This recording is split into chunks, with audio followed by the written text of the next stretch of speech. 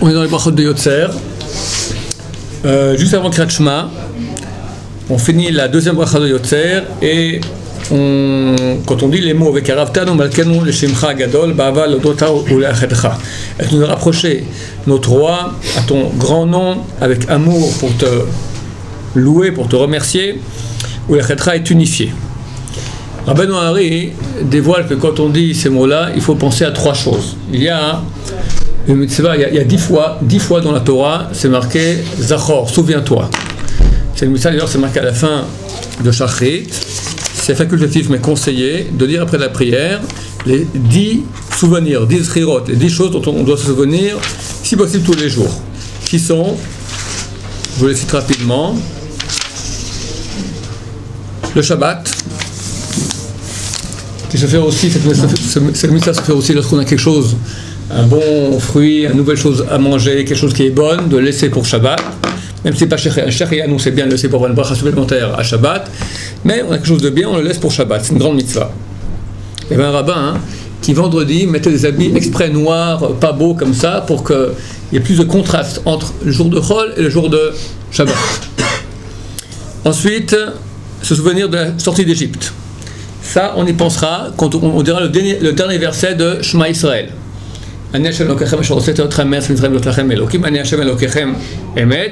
Là, il faut penser, se souvenir de la sortie d'Égypte.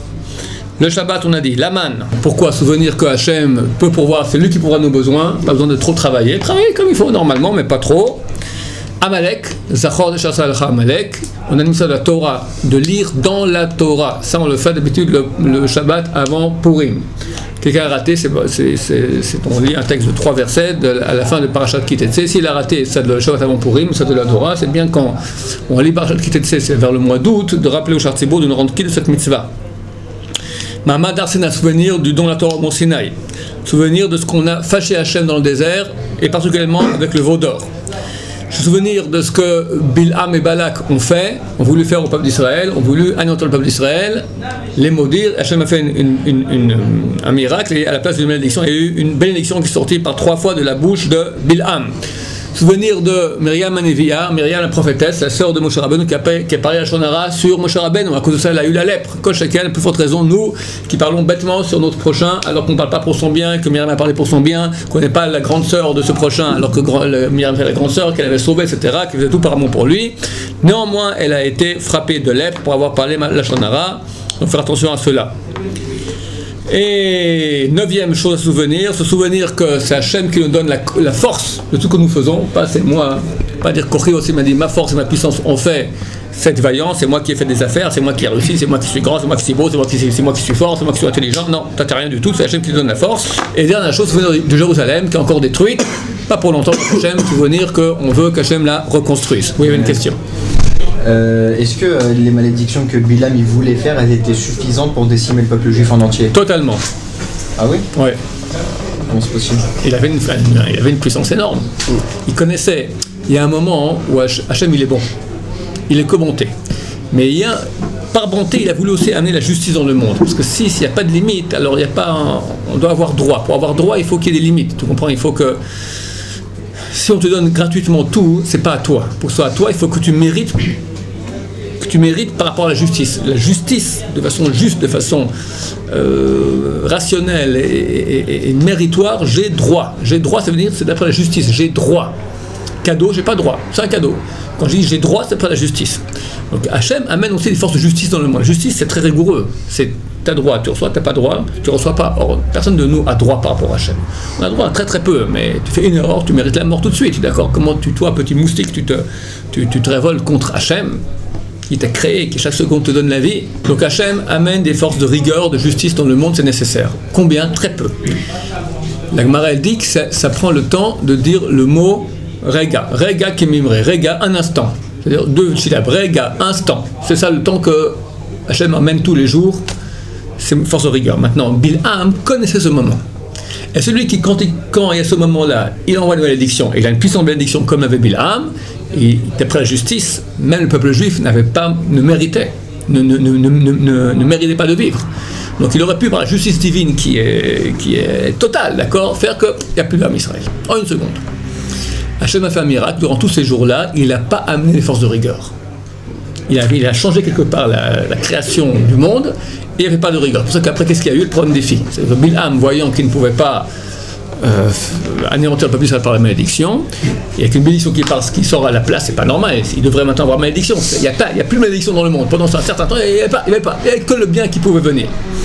Alors il a profité de quoi? De faire une chose très très sournoise. Il a dit, le bien c'est la relation, c'est l'union, d'accord? Tu vas envoyer les filles.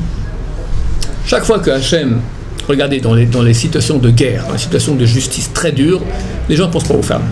C'est quand tout va bien, on n'a rien à faire, on pense aux femmes, d'accord? C'est comme ça. Donc Hachem a amené, pour protéger Israël, une époque où il n'y avait que du bien. Directement, Bilam en profite, envoie les filles. Et par cela, il a fait pécher le peuple d'Israël. Et là, le peuple d'Israël a failli complètement partir. Il y a eu 24 000 morts, une épidémie terrible, et tous auraient dû être anéantis si ce n'était Pinchas qui venait en dernière seconde et qui a fait un acte de bravoure. Et Hachem a dit que s'il n'y avait pas l'acte de Pinchas, il aurait anéanti le peuple d'Israël dans sa colère. Tellement les filles, c'est dangereux. Comment c'est possible? Que les filles, c'est dangereux? Non. Comment ça se fait? C'est impossible qu'il anéantisse tout le peuple. Si, il aurait pris, comme il a dit à Moshe Rabbeinu, laisse, j'ai anéanti tout, je reprends toi avec toi. Non, on fait une autre, un autre peuple d'Israël. Moshe Rabbeinu et ses enfants. Ah voilà, quand même, parce que c'est sa descendance, comme Abraham, Yitzhak, Yaakov. Il y a eu de Yaakov est sorti en Israël, il y aurait eu les Bnei Moshe, on aurait été les Bnei Moshe. C'est encore possible ça aujourd'hui? Non. Non. On peut plus être à Nantes? Non. Bon, on peut faire ce qu'on veut. En tant que personne particulière, tu peux disparaître. Hachem va amener une Shoah, Chas Shalom. Mais anéanti comme Israël disparaîtra, impossible. Il y a une prophétie dans Jérémie, je me souviens bien, c'est chapitre 31, qui dit comme ça. C'est moi qui ai créé le soleil pour éclairer le jour, la lune pour éclairer la nuit, les étoiles. C'est moi qui fais mugir les flots de la mer. Tant que ces lois existeront, quelles lois? Les lois de la nature, qui ont fait qu'il y a le soleil, la lune, les étoiles, la mer, la postérité d'Israël ne cessera de former une nation devant moi durant toute la durée des temps. Discours d'Hachem. Tant qu'il y aura soleil, lune, étoile, mer, il y aura un Israël. Donc on est éternel. Quand il veut se marier avec une Goya et finir coupé, que c'est terminé, il peut. Quelqu'un il veut maintenant disparaître en faisant le corneau, il peut. Mais Am Israël restera. Individuellement on est en danger. Voilà, individuellement chacun peut disparaître, mais le clan d'Israël, la collectivité d'Israël ne disparaîtra jamais. On est un peuple éternel. Preuve en est, ça dérange. Ça dérange terriblement. C'est parce que c'est une preuve terrible comme quoi Dieu est avec nous. Un peuple éternel, on n'a jamais vu ça hors de sa terre. Hitler a voulu casser ça. J'ai déjà lu la lettre de la Gestapo, que la Gestapo a écrit qu'il fallait attraper tous les rabbins, tous les enseignants du Talmud, parce que c'est eux qui sont responsables de la régénération spirituelle du peuple juif. C'est-à-dire que si on tue les juifs, mais il y a des rabbins, ils vont encore enseigner la Torah et ils vont de nouveau régénérer. Donc ils voulaient empêcher la régénération. Dernièrement, il y en a qui sont levés, même des juifs, Shlomo Sand, Shri, Shem Hashem Mirkav, que le nom des mécréants soit effacé, soit pourri, qui lui dit que le peuple juif c'est une invention du siècle dernier. Dans tout le cas des nationalismes modernes, il y a eu au 19e siècle, il y a eu des nationalismes, d'accord, anglais, italiens, chacun voulait. Alors aussi les juifs ont écrit aussi, nous on a une histoire, machin, comme c'est.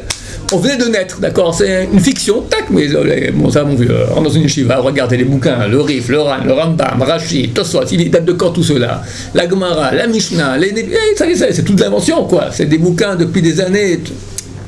Bêtise, d'accord, je crois aucun homme sensé. Mais néanmoins, les Arabes et d'autres, ils récupèrent ça pour dire, vous n'êtes pas un peuple éternel. C'est une invention, ça dérange, parce que c'est vrai que si on regarde ça, c'est un miracle. Le miracle le plus grand qu'il y a aujourd'hui, à mon avis, une des preuves les plus grandes comme quoi Hachem est avec nous, qu'Hachem a promis qu'on serait éternel, et on l'est. Promettre qu'on est éternel, ça c'est facile, n'importe qui peut promettre, d'accord? On ne sait pas si ça sera vrai, mais tu vois que ça tient, c'est ça qui est anormal. Comment un juif, il tient en exil? Donc à chaque génération, ce qu'on dira le soir de Pessah, quelqu'un se lève pour nous anéantir. Ça, c'est l'autre truc absolument phénoménal. Il y a d'autres peuples sur Terre. Occupez-vous un peu des Nicaraguayens. D'accord? Pourquoi on nous embête à nous toujours? Toujours nous, encore nous et toujours nous. C'est extraordinaire. On dirait que la Terre tourne autour de nous. Un petit peuple de rien du tout. c'est édifiant, c'est stupéfiant, d'accord? C'est clair. On survit et sans cesse on veut se battre contre nous. C'est la preuve la plus flagrante que la vérité est avec nous. Pourquoi? Donc, attends, j'étais dans Bilam, comment j'arrive à ça? Donc Bilam, je ne sais plus comment j'arrive à ça. Ok, la question était après, si Hachem, comment ça se fait que Hachem il donne à Bilam une force pareille? Hachem a créé le mal. Hachem a créé le mal. Il veut qu'il y ait le mal sur terre. C'est marqué qu'on a créé le bien, il a créé Veineto, voici le bien, mais Od, très bien. Chazal on dit c'est le tiara, c'est le mal. C'est très bien qu'il y ait du mal. Il est aussi fort que le bien dans toute sa splendeur, le mal il est aussi fort que le bien dans toute sa splendeur. Le mal a une fin. Le bien n'a pas de fin. Mais le mal est plus répandu que le bien et a plus de force, on peut dire quelque part. Dans ce monde-ci, il est plus prépondérant. On voit plus de mal que de bien. Tu vois bien autour de toi. Même chez nous, les pulsions de mal sont plus puissantes, le bien vient beaucoup plus tard dans la vie de l'être humain. Au début, l'homme, il n'est que matériel. Il veut que le gosse, il est égoïste, d'accord? Égoïste, orgueilleux, jaloux, coléreux.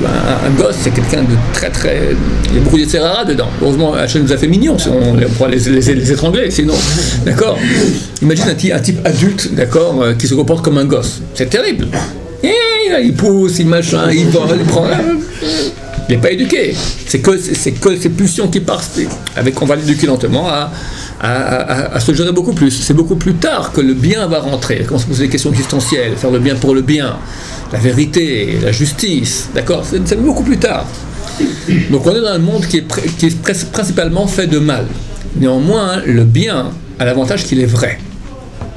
Et le vrai, c'est beaucoup de poids. Quelqu'un qui cherche la vérité, il est capable tu verras que les gens qui cherchent la vérité, ils ont réussi à franchir des montagnes énormes. Des gens pour des idéaux, ils étaient prêts à mourir, à faire des choses énormes. Bien que d'habitude, le mal te dit, ok, reste avec ton nombril, occupe-toi de toi, tes plaisirs, et voilà. Le fait d'aller pour le bien, être prêt à donner énormément, ça prouve que le bien a beaucoup de force. La vérité a beaucoup plus de force que le mal. Et à la fin, la vérité triomphera. On a une promesse. Plus on cherche à s'attacher à la vérité, plus on a les possibilités de s'élever, quoi. Ça c'est certain. Ok, donc les 10 choses. Maintenant, parmi ces 10 choses, il y en a 3, dévoile Rabbeinu Hari, qu'il faudra penser lorsqu'on dira certains mots de cette deuxième bracha de Yetzer juste avant Shema Israël. Vekaravtanu malkenu, tu nous as rapproché notre roi. Là on pensera, tu nous as rapproché de toi au Mont Sinaï, tu nous as amené au Mont Sinaï, tu t'es dévoilé à nous. Donc on se rappellera du Mamad Har-Sinaï, de l'événement du Mont Sinaï. Le Shimcha Gadol a ton grand nom. Il faudra se rappeler à ce moment-là de Amalek. À cause de Amalek, le nom d'Hachem et son trône n'est pas complet. C'est-à-dire que le dévoilement d'Hachem n'est pas complet, parce qu'Amalek est venu et a voulu casser le mythe de la grandeur de Dieu. Donc, il faut se souvenir quand on dit ces mots-là de Amalek. L'odot là, je finis juste. L'odot là, Ba'ava, l'odot là par amour, l'odot là pour te remercier. Se rappeler de Myriam Neviya, qu'Hachem nous donnait une bouche pour le louer, et rien que pour cela, et pas pour parler la Shonara sur notre prochain.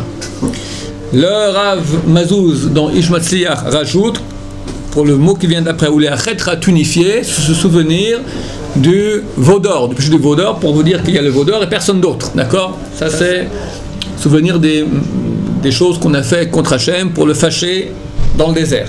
Mais c'est pas Rabbeinu Hari qui dévoile cela. Oui. Tu dis Timched Zecher Amalek. Il faut Oui. effacer le souvenir d'Amalek. Oui. Alors comment on peut l'effacer s'il est écrit dans la Torah? Donc jamais on se rappellera tout le temps de lui. Alors, du souvenir d'Amalek, ça signifie de chaque personne qui est de Amalek où c'est bien, il faut l'anéantir. Mais on ne sait pas qui c'est. Viendra le Mashiach, nous devra quitter Amalek et là on partira en guerre. Oui, mais on devra toujours. Si on a, comment on peut avoir une mitzvah de se souvenir de lui si dans la Torah s'il est écrit dans la Torah son nom? La mitzvah n'est pas oublier Amalek. Pas ça. Effacer le souvenir, c'est effacer tout ce qui est Amalek. Un livre d'Amalek, un bœuf d'Amalek, une voiture d'Amalek, une maison d'Amalek, un Amalek, tout ça enlevé. Mais qu'Amalek a existé, c'est marqué dans la Torah, tu lis toi-même. Bon, on ne va pas devenir amnésique, dire Amalek et j'ai oublié tout de suite, d'accord, c'est pas possible. C'est ça l'intention de ce verset-là, de cette mitzvah. Amalek, c'est tout ce qui est contre la Torah, quoi? Non. Il y a beaucoup de choses, la majorité du monde est contre la Torah. Amalek, c'est le substrat qui n'est que mal. Parce qu'aujourd'hui, dans le mal, il y a aussi du bien, des étincelles de bien. C'est pour cela qu'ils ont de la force. Mais le Amalek, c'est que le mal. Il y a de la force alors. Comment il a la force? Hachem l'a créé. Réchit Goïm Amalek, c'est le premier des peuples Amalek. C'est marqué, il y a deux peuples à propos desquels il est marqué Réchit. Le peuple d'Israël, Réchit Tuvuati, et Réchit Goïm Amalek. Les deux existent, comme j'ai expliqué, parce qu'Hachem veut qu'il y ait dans le monde le bien et le mal. C'est nécessaire pour que le monde soit. Maintenant, à la fin, vu que le bien il est branché avec Hachem, et Hachem est infini, et vu que le mal, il est contraire d'Hachem, il est que Guénom, il est que enfer, que tout ça c'est dans le fini, forcément, un jour, le mal, il finit. Harito Adeovet, Réchit Golim Amalek, premier des peuples est Amalek, et la fin du verset dit, Harito à sa fin, Adeovet, il disparaîtra. Bimera B'Amenu Amen. C'est un peu les vases communicantes, non? Si le bien il est amoindri, donc c'est des forces, il y a plus de force. Oui, c'est vrai aussi. Pourquoi la Torah elle dit Zecher alors? C'est pas le souvenir vraiment, c'est tout ce qui est Amalek, ce que vous avez dit. Tout ce qui rappelle Amalek. Tout ce qui rappelle, tout ce qui appartient à Amalek. Ça c'est la voiture d'Amalek, ça c'est la maison d'Amalek. Donc ça veut dire que ça, on ne peut pas l'exécuter tant qu'on n'est pas à l'époque messianique, c'est impossible. Impossible. Si on est sûr que... Impossible et interdit. Tu vois, il s'est marqué Amalek sur son front, tu vas en douce que toi tu l'empoisonnes, non, c'est interdit aussi. Dieu il n'a pas de mal en lui, mais il sait c'est quoi le mal. Il n'y a pas de mal en lui, mais c'est lui, il a créé une certaine absence de lui à un certain endroit pour qu'il y ait le mal qui apparaisse. Et Dieu il est partout, et sans vouloir parler mal, mais quand nous on va aux toilettes, il y a Dieu aussi. Bien sûr. Mais dans les toilettes, il y a Dieu, on tire la chaise, il y a Dieu. Absolument, partout où Hachem se trouve, simplement il est plus caché, il y a plus d'écran entre lui et nous. Hachem est partout. C'est quoi un endroit qui est saint, un endroit qui est moins saint? Dans le Saint des Saints, quoi, Hachem est plus là-bas, c'est impossible, il est infini, il est partout à la fois. Dans le Saint des Saints, il y a moins d'écran entre lui et nous. Si on fait une tente pleine d'excréments, alors là-bas, à l'intérieur, il va pas venir. Non, Hachem est là-bas aussi, mais il y a plus d'écran. L'endroit où il y a le mal, Hachem est aussi présent, mais il y a beaucoup plus d'écran. On paiera pareil pour une faute si on est dedans, parce qu'on le voit quand même. Absolument. Ok. Après Shema Israël, on commence la dernière bracha, le matin en tout cas, de Yotzer, et on dit Viativ Emet, Viativ Anachom Mekayem, etc. Pardon? Ça c'est Yotzer. Oui, Yotzer jusqu'à Gal Israël. Et on dira 15 mots commençant tous par la lettre Vav. Il y a un grand saut là-dessus, un grand secret kabbalistique, c'est très important de le dire. Il faudra faire attention pour cela, de bien prononcer le Vav. Alors d'habitude c'est facile, on n'a qu'à lire Emet, Viatziv, Venachon, Mekayem, etc. Le problème c'est qu'à 3 fois, il y a des mots qui finissent par la lettre Vet. Ve'ahuv, Ve'chaviv, Ve'tov. Maintenant, le piège est de faire une liaison. Si je dis Ve'ahuv, Ve'chaviv, qu'est-ce que je dis? Ve'ahuv, Ve'chaviv. Je dis Vet et Vav ou je dis une seule lettre? J'ai dit une seule lettre. La liaison, elle fait que le Vav ne sera pas mis en relief. Il faut le mettre en relief. Donc on dira Ve'ahuv, on s'arrête, Ve'chaviv. Ve'tov, Ve'yafeh. Ve'tov, Hadabarazé. Ve'yafeh Hadabarazé. Mais si on lit, on fait la liaison, ça ne va pas. Et c'est quoi le secret? Enfin, qui sort de... Il y a un secret kabbalistique que j'ignore. Le Réma, il dit que, comme on va voir tout de suite, il faut qu'il y ait 248 mots dans Shema Israël. En fait, il n'y en a que 245.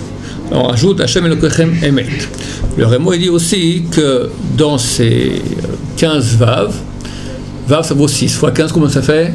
90. 90, ça revient à 3 fois le nom d'Hachem, Yud Kei Vav Kei 26, avec les 4 lettres. Donc c'est comme si je dis 3 fois le nom d'Hachem. Quelles 4 lettres? Hachem Emet. Non, Yud Kei Vav Kei. 4 lettres, Yud Kei Vav Kei. Bon, mais c'est pas ce secret, le grand secret dont parle le Ben Israël. C'est un secret Kabbalah que je ne connais pas moi-même. Voilà. Baruch Adonai,